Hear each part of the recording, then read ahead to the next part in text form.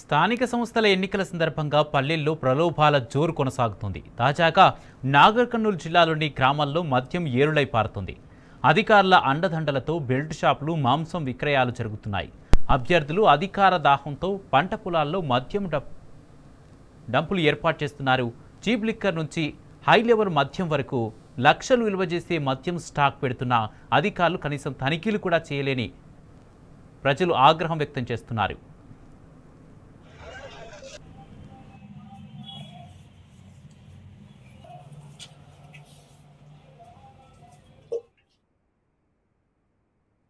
ఎన్నికల నిబంధనలు అతిక్రమించి యథేచ్ఛగా అక్రమ మద్యం రవాణా కొనసాగుతుంది.